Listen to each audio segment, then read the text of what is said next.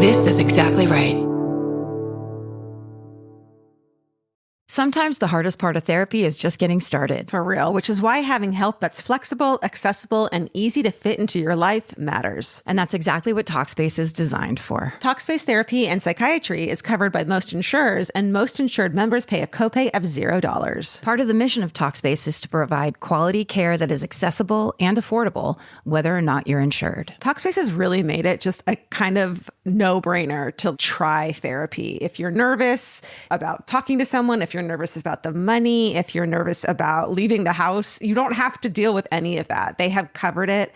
And for me, like, that is the best way to get into therapy. Take all the what ifs out. You know you got to do it. You know you do. As a listener of this podcast, you'll get $80 off of your first month with Talkspace when you go to Talkspace.com/MFM and enter promo code SPACE80. That's SPACE80. To match with a licensed therapist today, go to Talkspace.com/MFM and enter promo code SPACE80. Goodbye. Capture your favorite summer feeling with Pandora Jewelry. Discover a collection inspired by the sunshine, freedom, and moments that make the season unforgettable. From sun-kissed metals to personalized pieces ready to be engraved with your summer mantra. Each design moves with you from beach days to golden nights and every memory in between. Shop Pandora Jewelry's new summer collection in-store or online at pandora.net and let your summer unfold. Goodbye. The Hulu original series Furious is coming to Hulu and Hulu on Disney Plus on July 27th. Starring Emmy Rossum as Alice Black, Furious follows a rookie FBI agent on the hunt for Catherine, played by Lola Pettigrew, a mysterious and calculating female serial killer. While Alice upholds justice, Catherine kills for it, terrorizing the rich and powerful men of New York in her pursuit of vengeance. With secrets that change everything, Alice discovers there's a thin line between hunter and prey. Watch the Hulu original series Furious on July 27th. Streaming on Hulu and Hulu on Disney Plus for bundle subscribers. Terms apply. Goodbye. My favorite. Murder. In a long jacket. That's our cake cover. We got it. All right, let's get out of here. Steven, did you get that? That was beautiful. We've been recording for 8 minutes. Well, let's Go to My Favorite Murder Instagram to see that video that I'll forget to put up. Yay. Yay. Karen, I'm so impressed. I don't think I've ever seen you play guitar. Have you not? Except for on stage. Have I not made you sit in front of me up close while I... Do you know that you did. It's called Largo. The old one? Uh-huh. Girls Guitar Club. I one time on the Walking the Room podcast long ago with Greg Barrett and Dave Anthony, at the end of it, Greg wanted me to play one of my songs, and they used to record in Greg's upstairs walk-in closet because the acoustics were better, and Dave was like, I can't be in here for this, and had to get up and leave. It's too loud? No, it was like too uncomfortable to have to sit next to a person who was going to sing a song. Oh. Isn't that hilarious? Weird singing that close to people? It is, and I think it's vulnerable, and it makes you feel probably pity for the person that's doing it, or like some kind of emotional thing. I get that, but only when they're bad. Like when they're good, I'm like in awe. But if you had to, like you just had to do with me, I would feel bad. But see, you made an artistic choice. That's bold. Yeah, thank you. I liked it. How about today you have to sing all the hometown murders? Good idea. This is called The Swiss Cheese Pervert. Lighthearted hometown. So maybe a little bouncy. Hi, Karen, Georgia, Stephen, and Elvis, and Mimi. My name is Amanda, and I live right outside of Cherry Hill, the New Jersey one. I have so much hate for mistakes. No. No, I say no to that. Nope. No. In early 2014, I was a college student in Philadelphia when a man dubbed the Swiss Cheese Pervert began cruising the streets of Philly. Oh, no. In search of a woman to engage in sex acts with him and a slice of Swiss cheese. Sorry, what? He exposed both the slice of Swiss and his genitals to 4 different women, all of whom declined. Shocking, I know. Hold on. Yeah, let's question this. He's pulling out his dick. Mm-hmm. That's a classic move of a pervert. Mm-hmm. Was that me? That was me. Okay. Because I didn't feel it, so that would have been upsetting. He pulls out his dick, but then he also pulls out a slice of Swiss cheese and shows it as well. I think he's like, And like he's hoping some woman's like, oh my God, that's my exact fetish too. And I've always wanted to do that, but nobody's ever Like, we're this soulmates. was before the internet. No, 2014. Oh, fuck. Dude. I mean, I hate to fucking be gross about this, but is the holes in Swiss cheese, is that what we're talking about? Oh my God. Did he have the Swiss cheese on his penis? And she's like, He's like, do you like deli? Okay. are we talking thin sliced? What are we talking Was here? it a triangle of Havarti? Was it Jarlsberger? Like, are we really going to Swiss town? Are we going to go all the way to Switzerland? Are you gonna pay the premium price of Swiss? Or is this some Safeway Select piece of shit? Thank God Vince hates Swiss cheese. Declined. However, 2 of the women were able to capture photos of him. Not in a like, oh my God, and I'm like, oh my God Yes. way. I'm sure. Cheese slices and all. Wait, can I, while you read this, look it up? Yes. The Philadelphia police shared the images. Oh my God, Karen, now. And naturally, the puns started rolling in. Leave the perv alone. Oh, leave the perv alone. Leave the perv alone. Oh, Leave the perv alone. Thank you, honey. I love this. What a monster. Nice. That's my favorite one so far. Jesus Christ.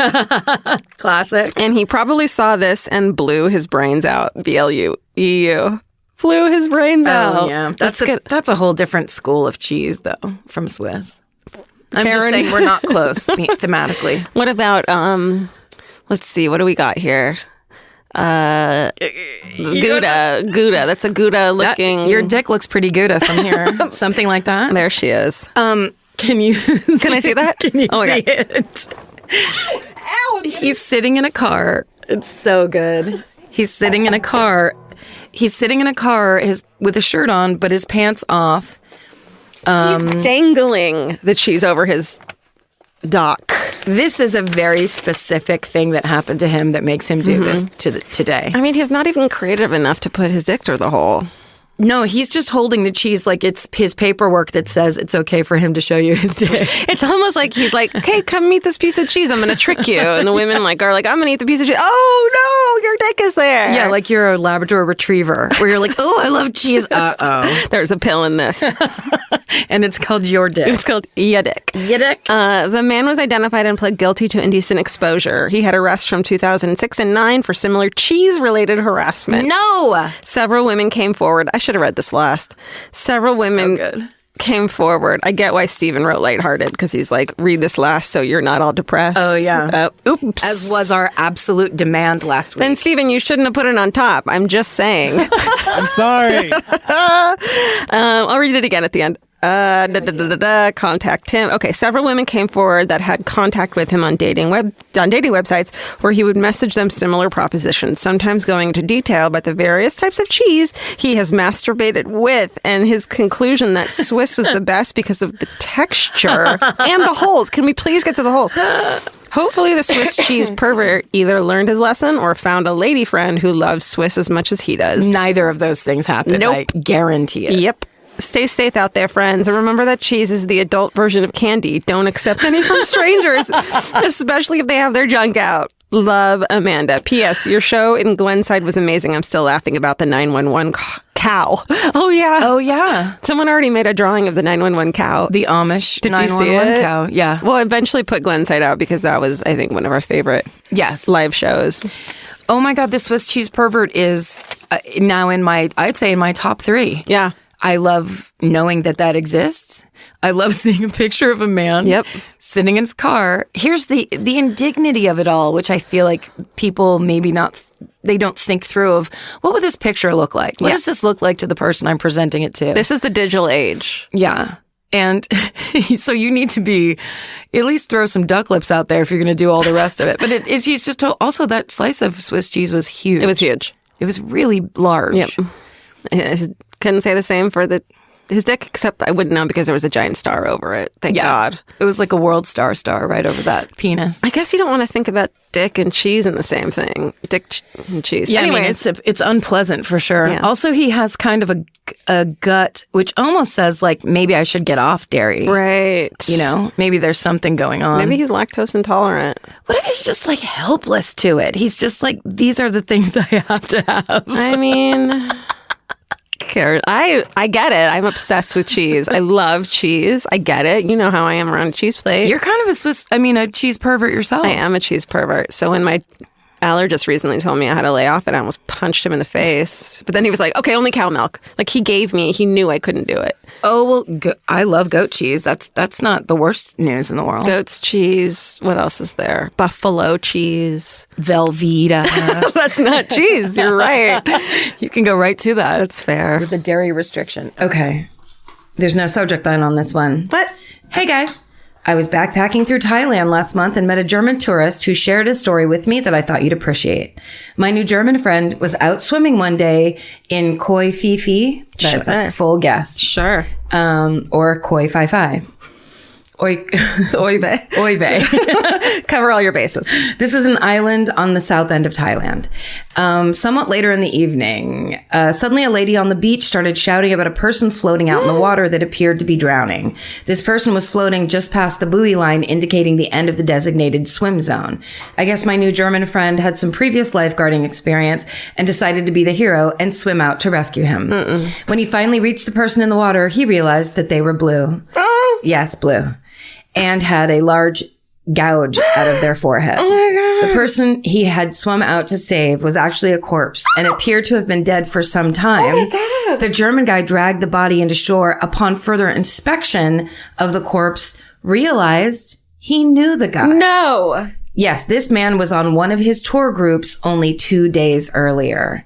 The authorities were called, and it was extrapolated that that he was struck in the head by a boat while swimming outside the beach's designated swim zone. Hope you enjoyed this story. Stay sexy and don't swim past the buoy line. No. Casey. Oh, man. Isn't that nuts? That's maybe one of the nutsest we've had. That's so nuts. And what a weird feeling, because you only know that person 2 days worth. Yeah. But you also know them enough as a person to be like, holy good God. And what a bummer way to go, man. Hopefully it was fast. Yeah, and hopefully the boating person didn't know that he had just done that and then just kept boating away into the fucking sunrise set. Did you see, there's a sidebar article discussion. They just discovered. Wait, what? They just discovered a shark. Sorry. Oh no, what's it going to be? They just discovered a shark in Greenland that's 400 years old. No. Yes. And Stephen, please find the picture, because it doesn't have any teeth and its eyes are kind of like, what? It's like someone kill me, please. It looks like a cartoon of a worried shark. And it's one of the funniest things I've ever seen. Just thinking of like horrible ocean things. Yeah. But there's also some great things happening in the ocean too. An old man shark. I've seen it. There's one picture that's from the teeth. You can see the mouth. He's like, enough already. It's a woman, of course. She's like, enough already. She's like, kill me now. Like 300 years ago, I was done with this shit. She's like, no, I can't join Tinder. Yeah, this water tastes like gasoline. Can I get out of here? I swam around with everything. God. Isn't that the best? She's like, Trump's president. Let me fucking leave this world already. Let me leave. Where's the one where... There's one where it literally looks like someone went and pulled every tooth out of her mouth. How cute would a shark without teeth be? Like you could... Like it's like a snake without venom. You'd be like, oh, you're gonna bite me? I know. Oh, you gum my arm. You funny little want thing. Some applesauce? You're scratching this shark. 400 years old, though. Bananas. No, sharks are aliens. Stephen brought up sharks with human teeth. Because I forget, it was the Shark Tank murder in Australia. Yes. Oh, yeah. We like threw one of these up on the stage. Just for fun. The best. Listen, they're aliens. It's crazy. Look, listen. Okay, this one is called Catcalling Arson. Okay. Hi, all. Let's just jump in. Yes, let's, Lauren. So when I was 10, 11-ish, my older cousin and I were at her parents' house. It was mid-afternoon Sunday, and our parents had gone to church to work on some youth event. We live in a fairly safe, small-town southern community in North Carolina. My cousin's house had a large, unfurnished basement with sheets hanging up everywhere to separate all the hoarded junk sitting around. That sounds creepy. Hiding their clutter as good southern people do. Nice. Just hanging sheets to hide your hoarding. just throw up a nice curtain mid-room. It's like a wall. Don't worry about it. Don't even worry about it. I was helping my cousin finish her list of chores and followed her downstairs to take another load of laundry down and grab clothes out of the dryer. The washer and dryer are located in the back of the basement in a large open room. So I'm folding clothes out of the basket, and she's at the washer putting in another load, and I hear this whistle. You know that, and then this part speaks to my heart because I can't whistle. So she says, you know that weet woot guys do when they're calling a lady on the street. And I fucking weet woo that one. Weet woo. I can't whistle, so that's all I would be able to say. Can you? There you go. That. And it scared both the cats. I think it's a way funnier and more attractive thing to just yell weet woo. Weet woo. Just like when I saw the weet woo like typed out, I was like, I know what you're talking about. Weet woo. Weet woo. My cousin is mid-sentence, so I look at her and go, how did you do that? And she turns around and says, what? And I'm like, whistle mid-sentence. How did you do that? She denies she whistles and said, you clearly whistled, not me. To which I deny because I can't whistle. I still can't whistle 15 years later. And then says, I'm sitting on the couch fake whistling to confirm. And as we are looking at each other with our mouths clearly not moving, we both hear the whistle again. Weet woo. Picture it in your mind. Weet woo. This time it's so much creepier. Yeah, this time I drop the clothes and run, tearing up the stairs with my cousin not far behind me. We run up the stairs, shutting the basement door and locking it behind us. Oh, sorry, I just put it together. Like I knew it factually, but I just put it together. They're in a fucking basement. They're in a basement and there's sheets hanging all over, hiding shit, and they hear weet woo. You set the whole scene, and then the second it was the cat calling, you're like outside in front of like a scaffolding, like New York City street. They're home alone in a basement, hoarding basement. Okay. I call her dad, who laughs us off until he hears we are clearly in panic, and comes home from church. He's back within 10 minutes with a crowbar and my dad in tow behind him, and they go to investigate. Fuck yeah, dads. Yes. My cousin and I sit upstairs frozen until they call us down. To our horror, the basement door that leads to outside is open, which it clearly was not when we were down there. So someone was standing there in the dark behind one of those rooms curtained off by sheets, whistling at two little girls, and hightailed it out the door, and we screamed and ran up the stairs. My cousin's house burned down twice after that over a period of 7 years. What the fuck? Yeah. The first time, according to firefighters' official reports, the fire started downstairs in the basement in the middle of a concrete floor, ruining all of downstairs and the majority of everything they owned. So they rebuilt and finished the basement. The second fire supposedly started upstairs in a bookshelf. No explanation of how or source. No candles around. Nothing. Insurance later dropped them because they could not explain how the fire started and suspected arson. Whoa. Needless to say, my cousin and I can't help but feel like that creepy Sunday afternoon whistle had something to do with the fires. Oh, and they're still living in that house. Stay sexy, and if you hear a whistle, run or move, Lauren. Holy shit. How creepy is that? Also, because if it just is worst case scenario, it's some sex offender that's like hiding. Yeah, like that's the worst case scenario, is a sex offender hiding in the basement where two little girls are fucking doing laundry. But then it would make sense. That's horrible. If that person continues to live and be in that house, that he's a fire starter. Yeah. He's a fire starter. Weet woo. Weet woo. Named Mr. Weet woo. Oh, Jerry Weet woo. He got out of jail 6 months ago. I'm not going to read you the subject line of this one because it'll give it away. Okay. Hey, Elvis, assorted other animals, humans, and Steven's mustache. I think actually that's redundant, and Steven's mustache is assorted other animals, but I'm not going to start criticizing right away. I don't know why I've hung on to this story for so long, but since I'm recovering from pneumonia this week, I guess I've got time.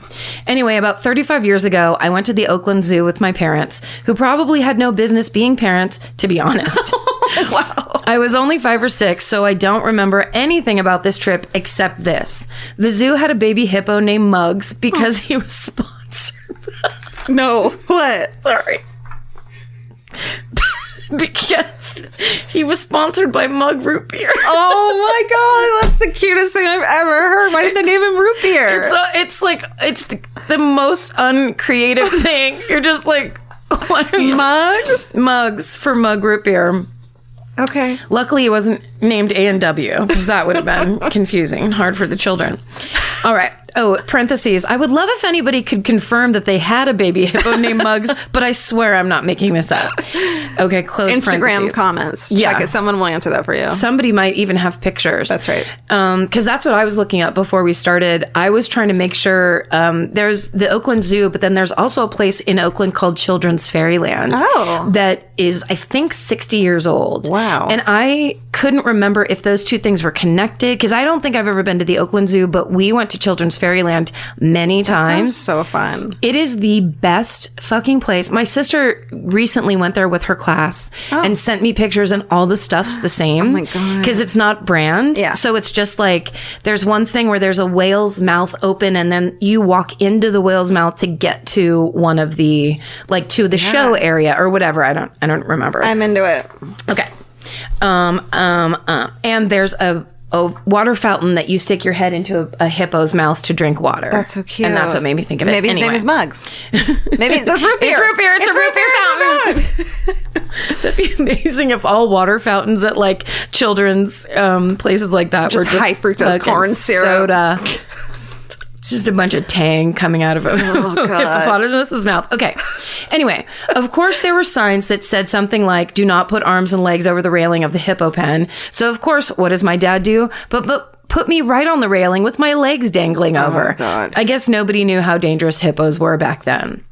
They absolutely didn't. Really? No. Are they super dangerous? They are super dangerous. They're the number one killer of tourists in Africa or in the Congo or something. Yeah. Wherever people go to look at like animals, you know, in the wild in Africa, they kill tourists the most because people think they're friendly and cute and ballerinas, but they're not. Wait, they're not ballerinas? I'm sorry, but yeah, you've been introduced to many a cartoon hippo by thinking that it's a big female hippo that also wants to be a ballerina. Isn't that funny and great? No. It's not real. George, I'm sorry. Wait, listen, because this will make you happy. Okay. Well, Muggs, being curious and probably hungry, came right up to me and swallowed me up to my waist. Oh dear. I began screaming. My mom began screaming at my dad, and my dad started pounding on Muggs' snout. I distinctly remember being covered in hippo slobber and the feel of the hippo's teeth clamping down on my legs. Everybody is losing their shit now, and it seemed like forever, but it was probably only a few seconds. But Muggs, who was probably confused as fuck, finally let go of me. I guess I didn't taste too good. The even crazier part was there were no zookeepers around. Oh my God. At least none that I can remember. Totally traumatizing to kid me, but pretty funny now. Anyway, I love you all at MFM. Thanks so much for the show. Stay sexy and don't get eaten by a baby hippo. James from Oakland. That's bananas. Like, what if it had been a full-grown hippo? I know. What if it had been... I was trying to think of a funny thing instead of mug, like a pint glass. Forget it. Liter bottle? Yeah. No, it's... I mean, if it was a full-grown hippo, that little kid would have been gone, I think. Oh, my God. Isn't and that that poor hippo is like, what are you doing? You just dangled food into my cage. Yeah, you basically gave me two steaks with some shoes on them. You handed me a snack. What am I supposed to now goddamn you're hating do? me about it? You know what? I'm not doing ballet anymore. I quit. Mom. Goodbye to the Nutcracker this year. That's right. You can find another fucking hippo. Good luck. Dance your goddamn dance for you. I don't get to eat a 5-year-old if I feel like it. There are some questions humanity may never be able to answer, like, what's the meaning of life? Or even worse, what do I make for dinner? Luckily, Hungry Root has one of those covered. Hungry Root is like having your own personal shopper and nutritionist all wrapped in one.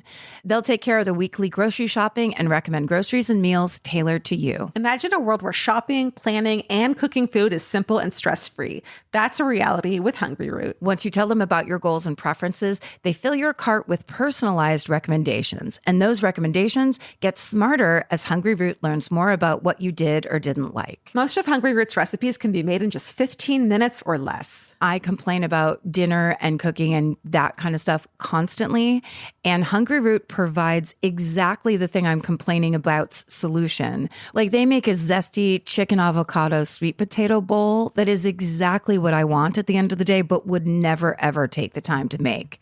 And with Hungry Root, it's just right there. It's waiting for you. For a limited time, time, get 40% off your first order, plus get a free item in every box for life. Go to hungryroot.com/MFM and use code MFM. That's hungryroot.com/MFM, code MFM to get 40% off your first box and a free item of your choice for life. Goodbye. This podcast is brought to you by Squarespace. Every successful small business starts with someone saying, I wonder if people would actually buy this. Squarespace gives you everything you need to find out. From consultations to events and experiences, you can showcase your skills with a customizable website designed to attract clients and grow your business. With Squarespace's collection of cutting-edge design tools, anyone can build a beautiful, professional online presence that perfectly fits their brand or business. Get paid on time with professional invoices and online payments. Plus, streamline your workflow with built-in appointment scheduling and email marketing tools. Head to squarespace.com/murder for a free trial. And when you're ready to launch, use offer code MURDER to save 10% off your first purchase of a website or domain. Goodbye.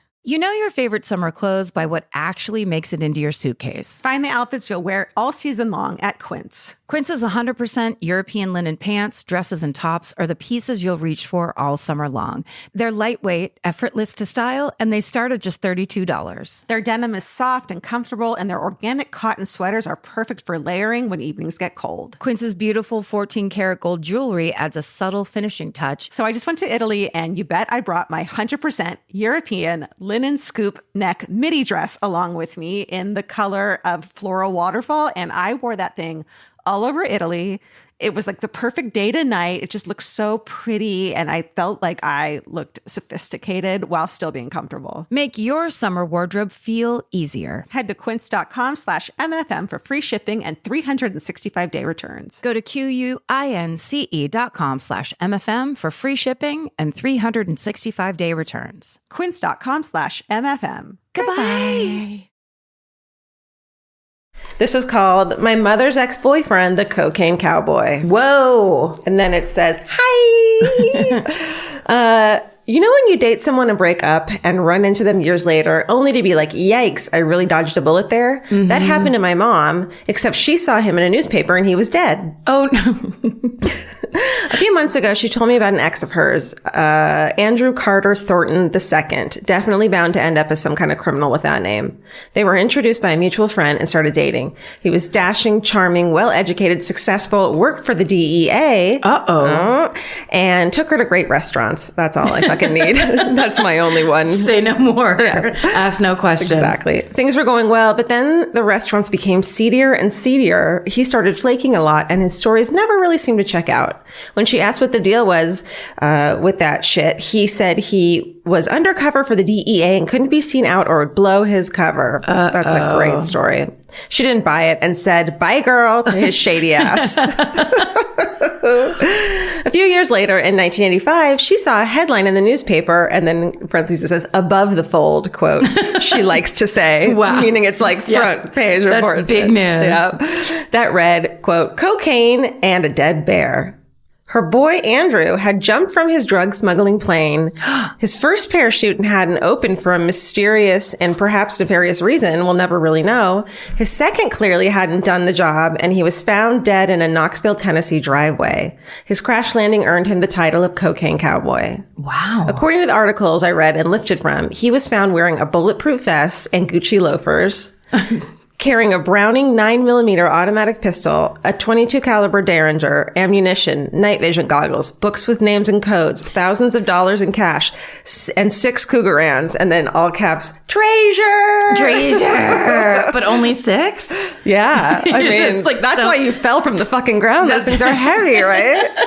He sewed them into the lining of his jacket. Yeah. Treasure. He also had food rations and vitamins, and a compass, an altimeter, identification papers in 2 different names, a membership card to the Miami Jockey Club. What the fuck? And the key to the airplane. No, Miami Jockey Club, like horse jockeys? I guess. What the fuck? I don't know. Where was he? Why do you need a compass at the jockey club? Like, are you going to the forest? Are you going to Germany? Is that what an altimeter is? I thought. I said altimeter, and I also said a compass. Is that why you thought that? But I think altimeters are in planes. I don't. That's my guess. I don't know. Well, I don't know. Well, I never have been told anything of relevant information. And then it says, also 77 pounds of cocaine. Oh, shit. Worth literally millions of dollars. You know, the basics. Yeah. A few months later, the Georgia Bureau of Investigation reported that a dead 175-pound bear was found among 40 open containers of cocaine, matching the packaging used by Thornton. Oh, no. The bear OD. This says that poor bear had OD'd on the cocaine and had presumably been thrown from the plane mid-flight because it was carrying too much weight. Wait, no. Let me read that again. That poor bear had OD'd on the cocaine that had presumably been thrown from the plane mid-flight because it was carrying too much weight. He's going down his checklist. He's like, Cougarants, check. Altimeter, check. A bear, check. Get the bear on this plane. Pounds. A bear on cocaine. That poor bear. Oh, that poor bear. Turns out Andrew was a former narcotics officer and suspended lawyer who had not been undercover for the DEA, as he said, though he had worked for them at one point, but instead had been on the run from them while he was dating my mom. Wow. He'd been working for a huge weapons and drug smuggling operation, and according to one article, he became one of the highest ranking members. This whole story is allegedly part of a larger conspiracy regarding drug trafficking / the CIA / a major weapons theft, but that could be a minisode in itself. So I'll just leave this story at that. Stay sexy and don't leave your drugs where bears can get them. Sam. Shit, Sam. That was great. That was legendary. It's like a touch of DB Cooper. Totally. It was a touch of that story that you did on about the tracks. Yes. Yeah. Oh my God. Oh my God. And then of course bears. And then bears. Bear ODs. Sorry for the animal nature people out there that we had to include that. All bears were harmed in the making of this minisode. But at the same time, they harm themselves. That's right. And addiction is a disease. Say no to Coke. That poor bear thought it was like powdered sugar. He's like, delicious cereal. Or I whatever. see him like doing a dive, a perfect dive. And then he's walking around smoking and talking about we should open a restaurant. Oh my God. A restaurant called Bear Essentials. It's all honey. Oh my God. We got to get some bees in on this. Sticks his head in a beehive. Okay, the subject line of this is, my grandpa is crazier than your grandpa. Hi. In the 1940s, my grandpa was a self-described hobo. He used to hitchhike and ride around in trains looking for work during the school year when he was a teenager. That sounds like so much fun. I mean, that's the life. And then he would come back to his parents' house during the summer to look after his little brother, Gary. Every year, Gary would ask if he could go along. And when he turned 12 or 13, my grandpa finally agreed to take him. Can we just talk about babies named Gary real quick? I just want to take a fucking moment to let everyone know that there was like a child named Gary at one point in his life. Like a 7-year-old, like, it's me, Gary. I just want to go on the train with you. Gary? Can I come, Gary? It's me, Gary. Stop it, Gary. Honey, will you help the baby? Gary's crying. Baby, will you change Gary's will diaper? You change Gary's diaper? Gary spit up again. Gary has a briefcase. He's only 4. But his diapers are in his briefcase. You just do the basics. Gary's got all the equipment. Okay, go on with baby Gary. Okay, baby Gary gets to go because it's so long ago. It was the 40s that 13. It says my grandpa finally agreed to take him. 13 is basically an adult, right? So I actually just started talking through the end of that paragraph instead of just reading it. So they're leaving their hometown of Walla Walla, Washington, by the way of hitchhiking. They get picked up and my grandpa is quietly sitting in the back seat while Gary is making conversation with the driver. Gary, 13. Gary's just working the driver. At this point, I should mention 2 things. My grandpa is quiet and salty, and he refuses to comment on the story. Oh, I love him. Gary is the only one who will talk about it. Spoiler alert, they both survive. Okay. So this guy is driving, and he takes an unexpected turn. Gary says something about it, and the guy doesn't respond. Then Gary goes, seriously, mister? You're headed down the wrong way. And the man tells Gary, shut the fuck up, and turns down a forested road toward the mountains. After another minute or 2, Gary asks the man to let them out. And the guy produces a pistol, points it at Gary, and says, you'll get out when I say you'll get out. Oh, no. At which point, Gary hears a click from the back of the car. My grandpa is pointing a gun at the man. Holy shit. And then it just says in quotation, no, I think we'll get out here. Believe it or not, the guy was convinced and he let them go. Oh. Gary decided the hobo life wasn't for him. And to this day, Granddad won't tell anyone where he got the gun. SSDGM, Casey Jane. P.S. Looking forward to seeing you in San Francisco this October. What about this for a fucking twisteroo? Yes. What if Gary, what's the grandpa's name? It just says Grandpa. What if teenage grandpa, did it on purpose to scare Gary from ever coming again? Yes. Right? Oh my God. And then Gary's like, I want to go back home. And grandpa's like, well, I'm teenage grandpa. I got to go on my own, Gary. And the friend that's like, I'm scary random man from the car. There's problems because like, why does teenage grandpa know this creepy old man? Anyway, but that's not where... That's the hobo life. They're not ageist. You know people, you have friends. You can start young, you can end old. You can do it however you want. That's great. I love that the grandpa won't comment on it. I know. You got to have a gun with you if you're going to be a fucking traveling hobo. You got to have a piece or a switchblade. Absolutely. And also, how smart of him to sit in the back seat. Yeah. It's like whatever happens here. Also, Gary's just totally a front seat bait. Chit chat. It's just like, why don't you go ahead and go up and sit up there? Sit next to the old man. Pepper him with questions. See how he responds. I'm not going to read you the subject line. Right. Hello, beautiful ladies, Stephen and fur babies. I was listening to the minisode when you read the story about the girl trying to scare her grandmother, but instead it was someone trying to break in, and it reminded me of this story. Oh my God. Both my brother and his wife used to be cops. They both switched professions and are firefighters now. They've always taught their kids what to do in emergency situations. One day, my niece, who was about 10 years old at the time, was at her friend's house. Well, while there, someone broke into her friend's house and threatened everyone inside. My niece was able to sneak away and head home.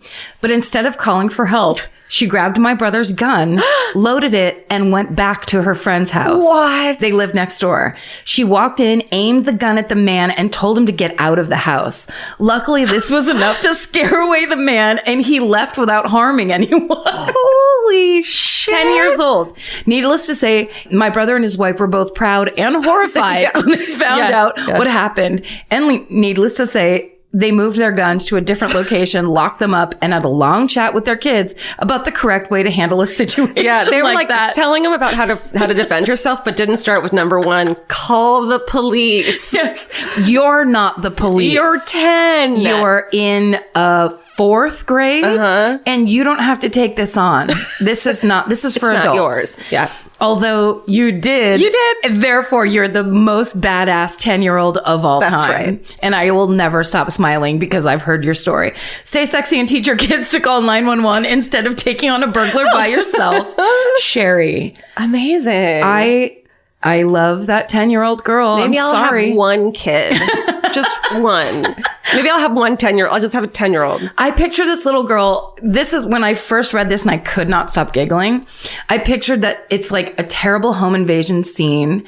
And I picture a little girl with pigtails sliding backwards over the back of a couch, like when no one's looking. Like a slug, just kind of sliding back. Maybe she's double jointed and just kind of puts all of her things at a joint. Very circus style. Yeah. She's Cirque du Soleil backwards over the couch. She becomes liquid. She's liquids out the door, form of an ice cube, shape of.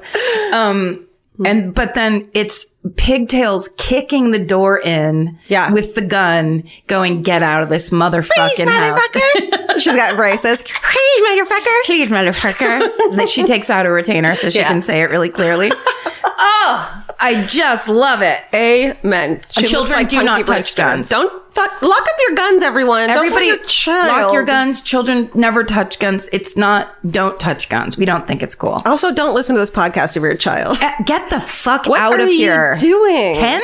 Get out of here. Except for you, little hero. Yeah, little Punky you Brewster. Little badass Punky Brewster hero. Wow, what a great batch. Those were a great batch. Send your great batch to myfavoriteMurder@gmail. Oh, and also you can go now on our brand new pretty sparkly website and just submit there somewhere. Yes, that's right. You can go directly at www.myfavoriteMurder.com/gov. Thanks for listening and sending in your stuff. And stay sexy. And don't get murdered. Goodbye. Elvis, you want a cookie? Wow. Leaned right in with that one. The best time to think about home security is before you need it. That's exactly why there's Simply Safe. Traditional home security only alerts you after a break-in has already happened, and that's too late. Simply Safe is changing that. Simply Safe's US-based live agents identify threats on your property and help deter them so intruders never get to your house. The system is customizable so you can build one that fits your home and your specific needs. The 24/7 professional monitoring is effective and affordable and won't lock you into a long-term contract. I think that's what's so scary for so many people is that long-term contract. And like, what if it turns out you don't like it or need it, but they don't have that because they know you'll like it and you'll know that you need it and feel so much safer when you have it. Like at this point in my life, I would never go without a security system on my house. I just feel safer with actually having Simply Safe around. There's a whole staff at Simply Safe that's waiting to talk to you and help you out. Right now, you can get 50% off your new system by visiting simplysafe.com/MFM. That's half off at simplysafe.com/MFM. There's no safe like Simply Safe. Goodbye. Vacation planning should feel like a breeze, not a deep dive into countless travel sites searching for the best deal. With Cheap Caribbean's Budget Beach Finder, you can search every destination and every date all in one search. You'll save time and money with the Budget Beach Finder. Say goodbye to endless scrolling and tab hopping and hello to Budget Beach Bliss at your fingertips. Go to cheapcaribbean.com to try out the Budget Beach Finder and see just how stress-free vacation planning should be. Goodbye. You know that fantasy where you run into your ex while looking impossibly cute and wildly unbothered? Hill House makes the perfect dress for that moment. Or if you're just running errands. Hill House Home is the brand behind the viral nap dress, known for its signature smocking, ultra-flattering fit, and comfort that makes it a favorite for just about everyone. Celebrities like Taylor Swift, Olivia Rodrigo, Anne Hathaway, and Mindy Kaling have all been spotted in Hill House. These dresses are the definition of versatile, perfect for running errands in the morning and stylish enough for dinner or a party that night. And it's not all they carry. They started with bedding back in 2016, and now you'll find bathrobes, pajamas, children's clothes, and maternity, all with the cutest prints. And it's so true. The hardest time picking out one nap dress because the prints are so dreamy and beautiful. But now that I have it, I'm going to wear it all day, every day. I'm going to throw on my leather jacket at night and look like a total badass. Cowboy boots or cute heels, whatever it is, this nap dress can make it look classy. You look like that classy lady you see at the airport. Hill House makes fun fashion that makes you feel good. Get 15% off your first order of $100 or more at hillhousehome.com with code MURDER15. That's MURDER15 for 15% off at hillhousehome.com. Goodbye.